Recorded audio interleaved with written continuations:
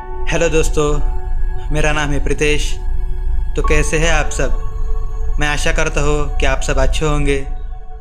आज हम श्रीमद् भगवद गीता का 5वां अध्याय देखेंगे, जिसका नाम है कर्म संन्यास योग। तो चलिए शुरू करते हैं। अर्जुन बोले, हे कृष्ण, आप कर्मों के संन्यास की और फिर कर्मयोग की प्रशंसा करते हैं। इसलिए इन दोनों में से जो एक मेरे लिए भली भांति निश्चित कल्याणकारक साधन हो, उसको कहिए।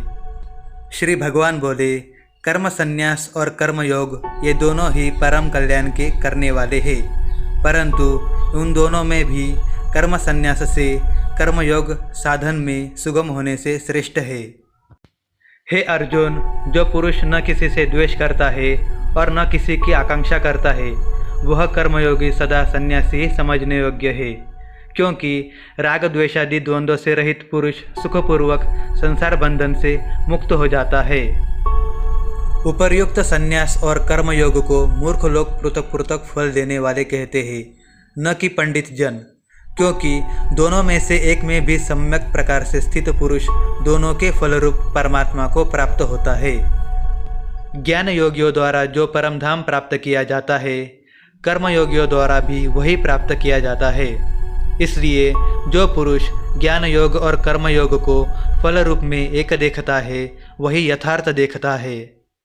परंतु हे अर्जुन, कर्मयोग के बिना संन्यास अर्थात मन, इंद्रिय और शरीर द्वारा होने वाले संपूर्ण कर्मों में कर्तापन का त्याग प्राप्त होना कठिन है, और भगवत स्वरूप को मनन करने वाला कर्मयोगी परब्रह्म परमात्मा को शीघ्र ही प्राप्त हो जाता है।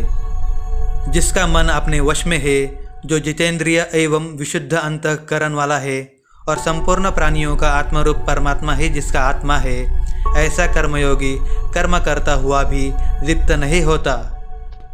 तत्व को जानने वाला सांख्य योगी तो देखता हुआ, सुनता हुआ, स्पर्श करता हुआ, सूंघता हुआ, भोजन करता हुआ, गमन करता हुआ, सोता हुआ, श्वास लेता हुआ, बोलता हुआ, त्यागता हुआ, ग्रहण करता हुआ तथा आँखों को खोलता और मूंदता हुआ ही सब इंद्रियां अपने अपने अर्थों में बरत रही है।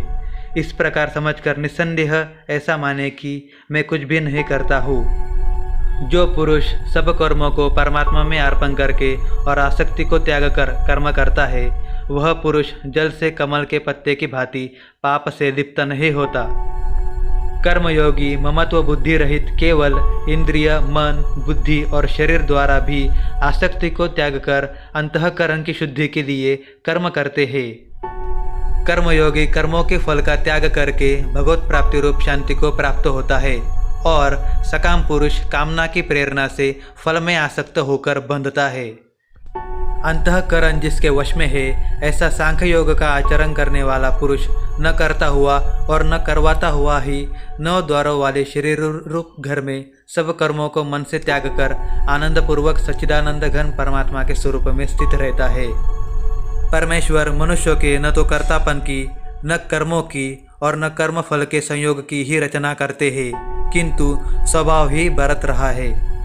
सर्वव्यापी परमेश्वर भी न किसी के पाप कर्मों को और न किसी के पुण्य कर्मों को ही ग्रहण करता है, किंतु अज्ञान के द्वारा ज्ञान ढका हुआ है, उसी से सब अज्ञानी मनुष्य मोहित हो रहे हैं।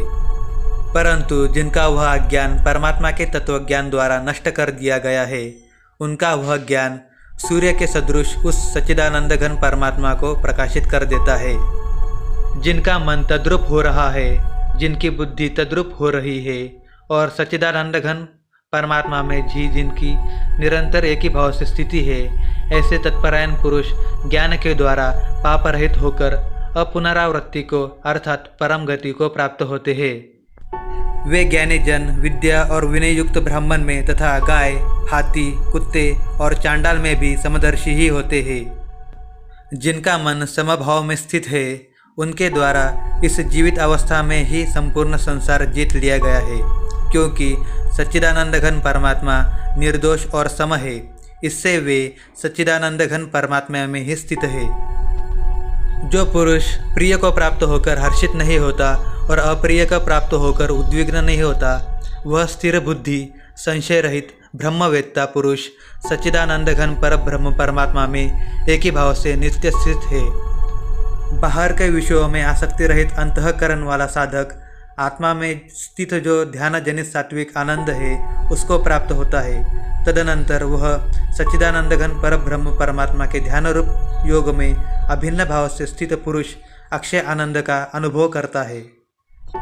जो ये इंद्रिय तथा विषयों के संयोग से उत्पन्न होने वाले सब भोग है, यद्यपि विषयी पुरुषों को सुखरूप भासते हैं तो भी दुख के ही हेतु है और आदि अंत वाले अर्थात अनित्य है। इसलिए हे अर्जुन, बुद्धिमान विवेकी पुरुष उनमें नहीं रमता। जो साधक इस मनुष्य शरीर में शरीर का नाश होने से पहले ही काम क्रोध से उत्पन्न होने वाले वेग को सहन करने में समर्थ हो जाता है, वही पुरुष योगी है और वही सुखी है।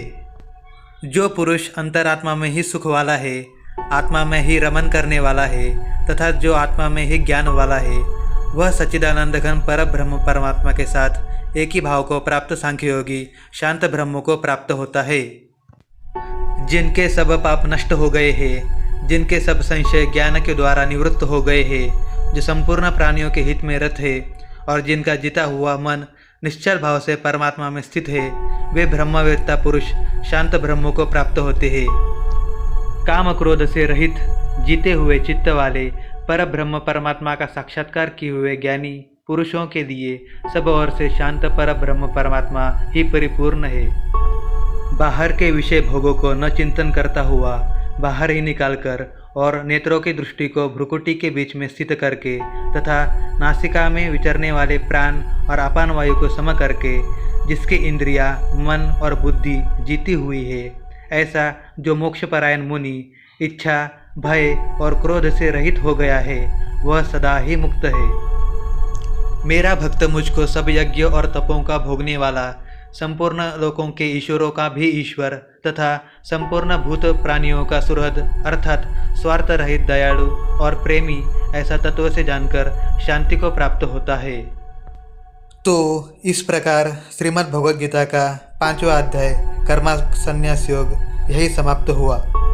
अगले वीडियो में हम 6ठा अध्याय देखेंगे जिसका नाम है ज्ञान योग। तो आपको ये वीडियो कैसे लगी मुझे कमेंट करके ज़रूर बताएं और चैनल पर अगर नए आए हैं तो इसे सब्सक्राइब करना ना भूलें।